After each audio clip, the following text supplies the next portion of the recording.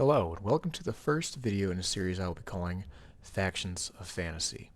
In this series, I will be covering several different universes to include but not limited to The Lord of the Rings, Warcraft, Warhammer, Star Wars, Elder Scrolls, and more. This series will cover the topics of what are the sides, who is on which, where are they from, what's the story, etc., etc. Now please forgive me and allow me to give a brief backstory as to why I'm making this series. Growing up, I've always loved history and the story of how things happened. I also grew up very much involved in the fantasy sci-fi genre of things. It wasn't enough for me just to see cool action scenes in movies of an elf cutting down monsters or commanding a space marine against a Zerg rush. I wanted to know, well, how did we get to this point? So I took it upon myself to learn more. Whenever I found a new fantasy universe, I would immerse myself in the lore of that world. I would listen to the audiobooks while I slept of Aragon and the Chronicles of Narnia, just so I could cram as much of this information as I could. Forums for Game of Thrones and Lord of the Rings were a great way to connect with the community, and I spent countless hours listening to YouTube videos of Elder Scrolls lore. And I wouldn't quite say I wasted many summer vacation nights staying up late playing World of Warcraft talking with guildmates about the history of Azeroth. Still, despite my deep love of these universes and how interested I am in their stories, I do not, by any means, claim to be the foremost expert. So throughout this series, please let me know if I've stated anything incorrect during these stories or something that has been retconned at some point. I am only human, and I am not an encyclopedia, nor am I omniscient. But with that said, I would love to begin this series by covering the villains of these universes. And to me, the most villainous being in fantasy is the original Dark Lord, Morgoth.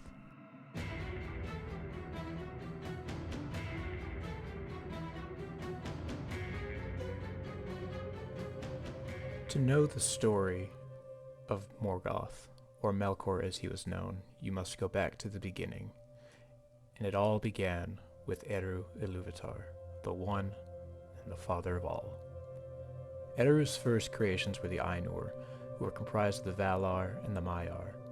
The Valar, who were the lords of the Ainur, consisted of Manwe, king of the winds and king of the Valar, and his wife, Farda, the Star Queen, Ulmo, lord of water, Aule, the smith, and his wife, Yavanna, lady of earth, Orome, the huntsman, and his wife, Vana, the ever-young, Mandos, the doomsman, and his wife, Veere, the weaver, Lorien, lord and master of dreams, and his wife, Este, the gentle, Tulkas, the wrestler, and his wife, Nessa, the dancer, Nienna, the weeper, and Melkor, the strongest of the Vala.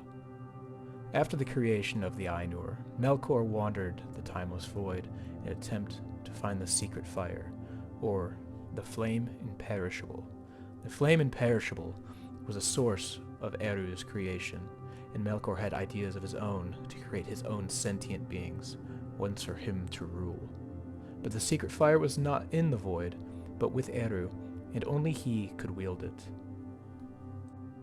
At some point, Eru gathered all of the Ainur to make music, and during these songs Melkor began to taint and corrupt the music with his own discord. He would weave his thoughts into it and cause the other Ainur to match his tune. Melkor's and Eru's music clashed and battled until Eru set a new theme of the song.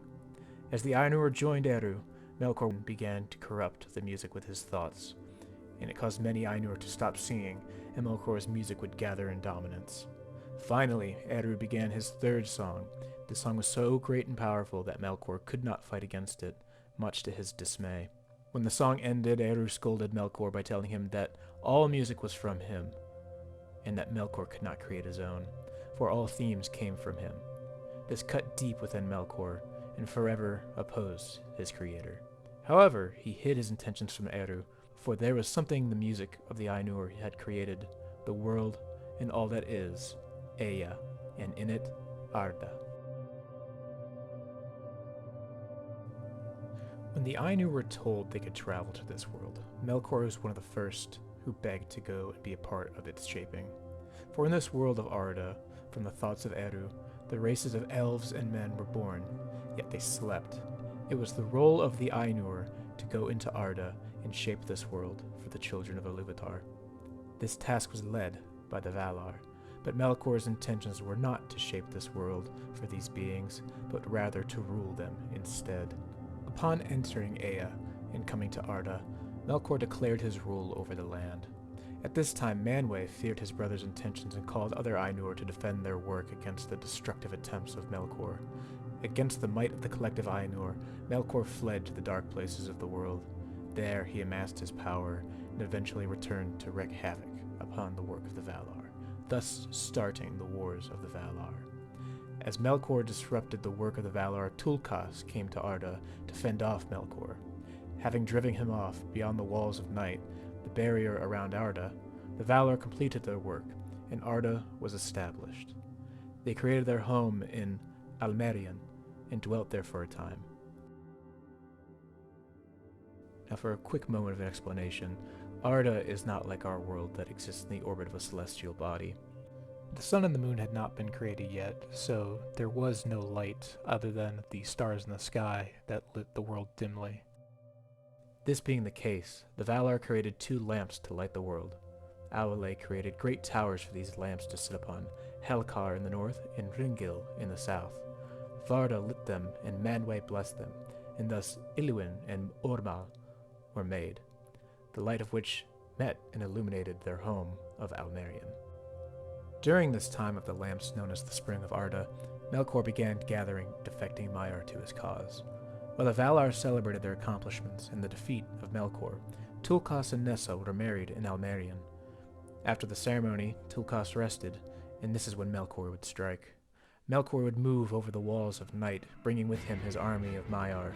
Unseen by Tulkas, Melkor began to make his great fortress of Utumno in the northern lands not illuminated by the lamps. In the shadows, he delved deep into the mountains. Evil began to flow down from the north, casting a cold over Arda. Plants became sickly, and the creatures ravenous. It was at this time the Valar became aware of Melkor's misdeeds, but it was too late. Melkor struck, destroying Almerion and the 2 lamps. The world became tumultuous, and in the confusion Melkor would return to his evil fortress. The world was falling apart, and the Valar needed their strength to hold it together and could not pursue Melkor. With their home destroyed, flooded by the sea, creating a vast ocean, the Valar resettled in the newly created western lands of Aman and constructed the city of Valimar. With the world plunged back into darkness, the Valar would need to create a new light source to illuminate the world. Thus, the 2 trees were brought into being. The 2 trees, being Telperion and Laurelin, the silver and gold trees respectively, were sang into existence by Yavanna. Telperion, the male tree, and Laurelin, the female tree, sat outside the gates of Valimar, the heart of Valinor. Nienna would water these trees with her tears, and they would flourish in the presence of the Valar. These trees would be the marking of a new age in Arda, the years of the trees, and they would light Valinor for a time. During this time, Melkor would reside in the north, gaining strength and gathering more evil to him. He would create the monsters of the world, but unlike the creation of the Ainur, elves, and men, the creatures and beings Melkor would make were merely shells of creation, corruption of things that Eru had made. The Maiar who had defected to Melkor became demons, known as Balrogs, being filled with his malice. At this time, Melkor would create his second fortress of Angband in the northwest of Middle-earth as a protection from any attacks by the Valar, and in its charge he would place his greatest lieutenant, Merion, or as he would soon be named, Sauron. The Valar would eventually lay siege to Melkor, but would fail and return back to Aman. Bolstered by his victory over his siblings, Melkor amassed great armies, to which he would use to ensnare the beings of Middle-earth. Having learned of the Elven Awakening, Melkor would rain terror over the first children of Iluvatar, enslaving all that he could. The elves learned to fear Melkor, and those who were captured by the Dark Lord are believed to have been corrupted and changed into the first orcs. The Valar too learned of the Elves' awakening and feared what Melkor would do to them. With the initiative of Manwe, having believed it was Eru's will that Middle-earth be saved at all costs, journeyed back with the full force of the Valar behind him. This is the beginning of what is known as the War of the Powers. Melkor's fortress of Utumno would be sieged and destroyed, but with it, the lands of Middle-earth were marred and reshaped. Melkor would be captured and imprisoned in the halls of Mandos by the great chain Ainur. This was a great victory over the forces of evil in Middle-earth. However, Sauron would avoid capture. Despite the victory, the Valar would be reeling from the battle for some time, and could not pursue the forces that escaped the battle, but with Melkor imprisoned, there would be peace. For 3 ages, Melkor would be prisoner to the Valar, until he was finally allowed to plead to Manwe for his freedom. He would beg Manwe for forgiveness, and would be allowed to walk free once again, much to the dismay of the other Valar, especially Ulmo and Tulkas. Melkor would not be allowed to venture freely, however. He would remain in Valimar under the supervision of his siblings. But this came at a cost. Melkor's taint began to affect those living in Valinor. During Melkor's imprisonment, and because of the sundering of the world, many of the elves who had awoken chose to move into the west and join the Valar, at the Valar's invitation. One particular group of elves would play a vital role in Melkor's story. The elves known as the Noldor. Of the elves living in Valinor, the Noldor were most affected by Melkor's corruption. Other elves, such as the Teleri, were too weak in Melkor's eyes, and the Vanyar elves did not trust him. Melkor despised these Noldor elves, but decided they could play a role in his quest for power. One such elf was Feanor, the oldest son of the Noldor king, Finwë. Feanor was a crafter, and he had crafted the Silmarils. The Silmarils were 3 gems, which were crafted by capturing the light of the 2 trees from the hair of Galadriel, and he had put so much of his effort and skill into making these gems that no others could be made in their liking. Melkor deeply desired these jewels for himself, so much so he began to sow discord amongst the elves by telling them of the coming of men, who were yet to be awoken. Feanor believed the words of Melkor despite having a great hatred for him, but unbeknownst to Feanor, the rumors he was hearing came from Melkor. He had no idea they were his. If he had known they were Melkor's words, it is possible Feanor would have not gone down the path he eventually did. Distrust in the Valar began to grow amongst the elves. Feanor began to disturb the peace of the land and would eventually stand trial in front of the Valar, where it became clear that the rumors he had heard were from Melkor. Angered at the revelation, Tulkas went in search for Melkor, but he had already fled, not to be seen for some time. Melkor would show himself to Feanor at Formenos in an attempt to befriend the Elvish prince and offer vengeance for perceived wrongs by the Valar. Feanor almost fell for Melkor's friendship, but Melkor had pushed Feanor too much by mentioning the Silmarils. Feanor saw past Melkor's ploy and realized Melkor only desired the jewels. Feanor cursed Melkor, in which Melkor left in anger, traveling south into the shadowed valley of Avathar. The valley was home to a dark spirit, Ungoliant, the she-spider who was at one point in time a servant to Melkor. Melkor had convinced the spider to aid him after promises of riches and power, and after imbuing her with his power, Ungoliant would cast a dark cloak of shadows over the 2 of them, and they set off back to Valinor. During this time, there was a high feast in the city of Valimar, where most of the citizens and the Ainur attended. This is when Melkor and Ungoliant would deliver their deepest blow yet. Melkor pierced the trees as Ungoliant drank their sap, and after finishing off the trees, Ungoliant would drink the well of Arda dry. The 2 of them made their way to Formenos as the light faded and cast shadow across the land. In Formenos, as the land fell dark, Melkor came upon Finwë, the Noldor king, and slew him, and began pillaging the treasury of his son Feanor, and he would make off with the Silmarils. Melkor and Ungoliant would travel across the frozen mountain of the Helcaraxi and enter Middle-earth once more. Upon realizing the treachery of Melkor, Feanor cursed him, Morgoth, the Black Foe. After reaching the lands of Middle-earth, Ungoliant demanded the jewels of Feanor. The she-spider had grown powerful after drinking the light of the trees, and combined with the power Morgoth had given her, she could now overcome him.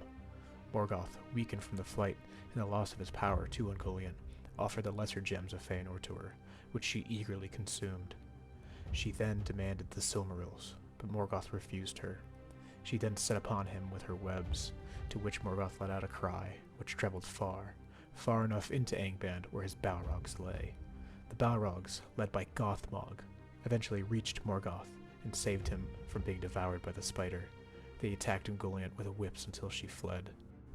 Morgoth, having survived, returned to Angband, where he sought a way to display the Silmarils.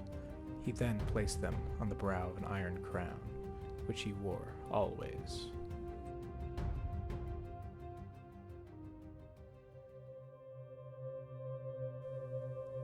Now back amongst his minions, Morgoth began repairs on his fortress in preparation for his war on the elves, who still resided in Middle-earth.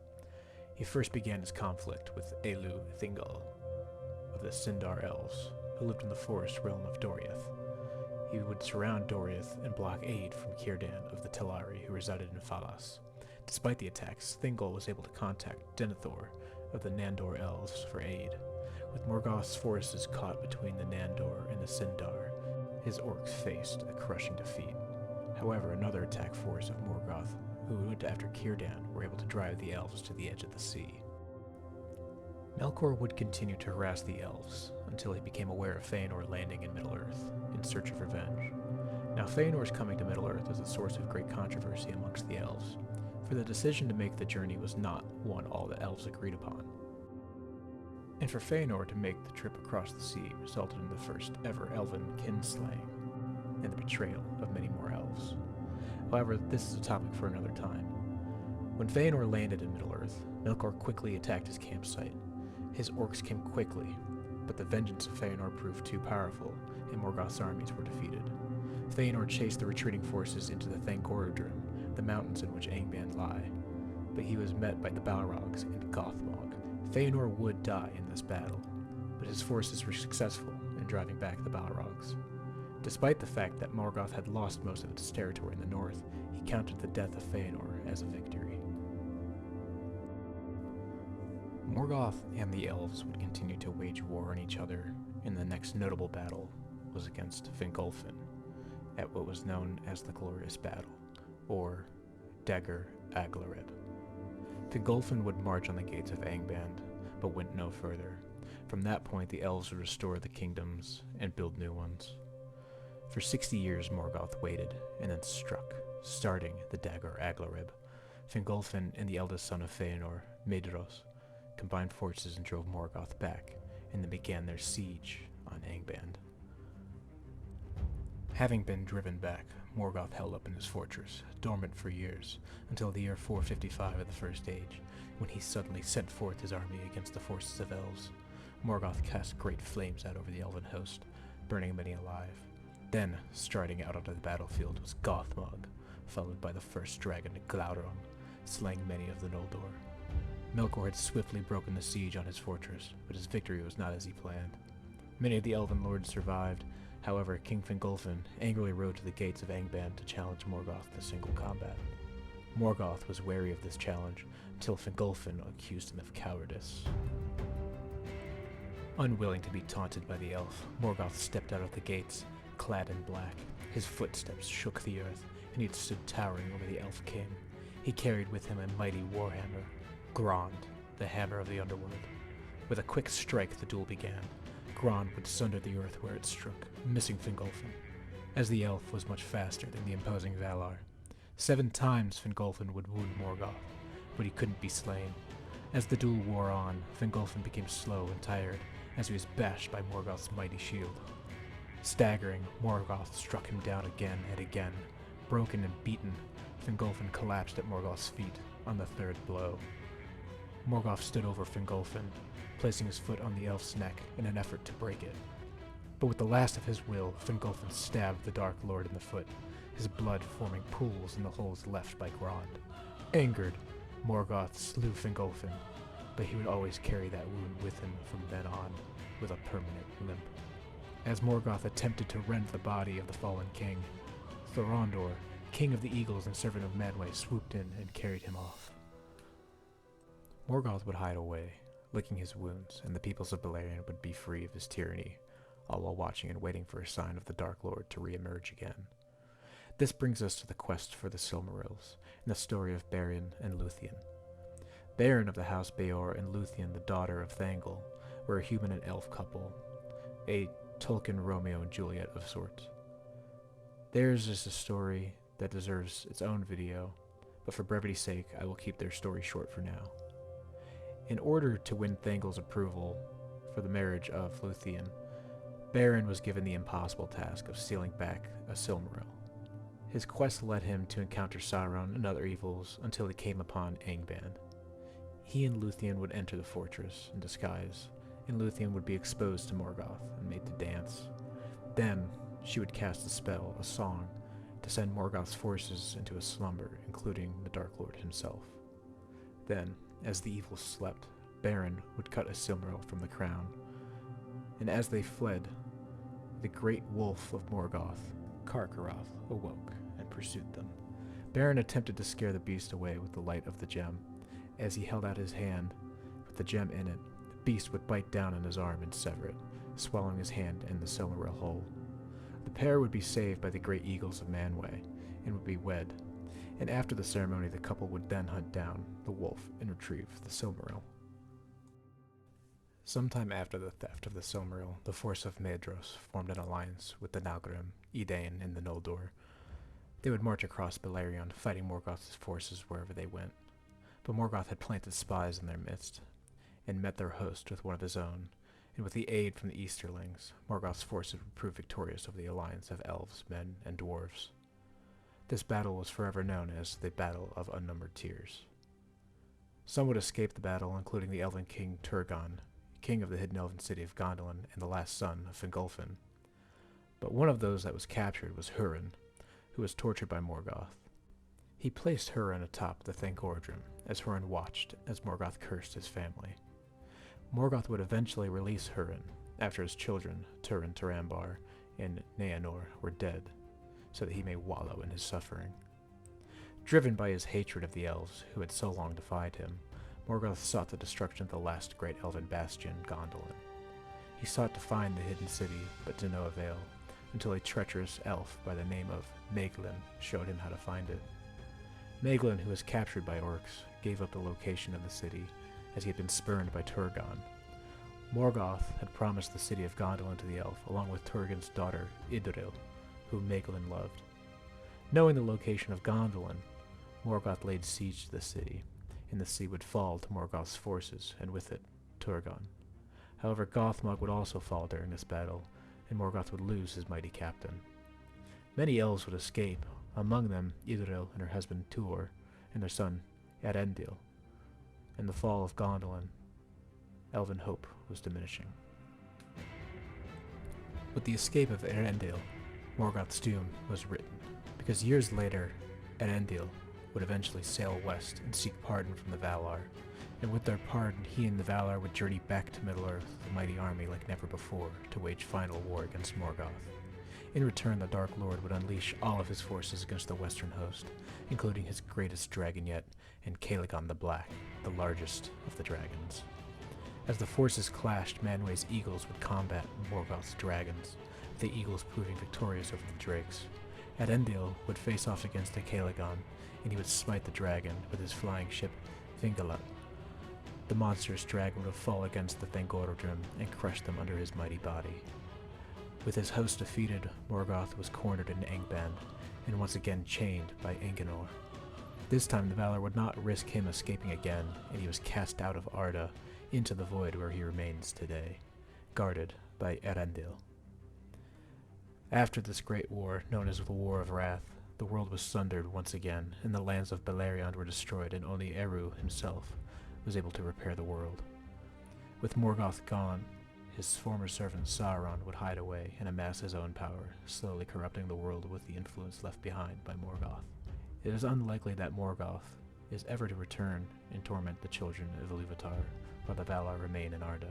However, there is a prophecy of Mandos. Morgoth will return and wage one final battle, the last battle. He will ultimately be slain by Turin Turambar, the man he cursed, who will have avenged himself, his family, and all of mankind. But this is just a prophecy. Morgoth is a great villain because he's a timeless threat to all of those in Middle-earth. He was there from the beginning, and despite the fact that he is banished into the void, the thought of him still existing seems to be a threat to all of those living in Arda. The origins of Morgoth are very Luciferian in nature, a fallen angel, corrupting the children of the gods, etc. And this leads us to believe that he's an irredeemable character and just purely evil. And the reason I believe him to be more evil than the likes of Sauron, who I also see as one of the greatest fantasy villains of all time, is because I believe even at the height of his power, Sauron would still return to Morgoth's service. And with that being said, that was the story of Morgoth, the original Dark Lord. If you enjoyed this type of content, please feel free to subscribe and keep a watch out for more videos. Until next time.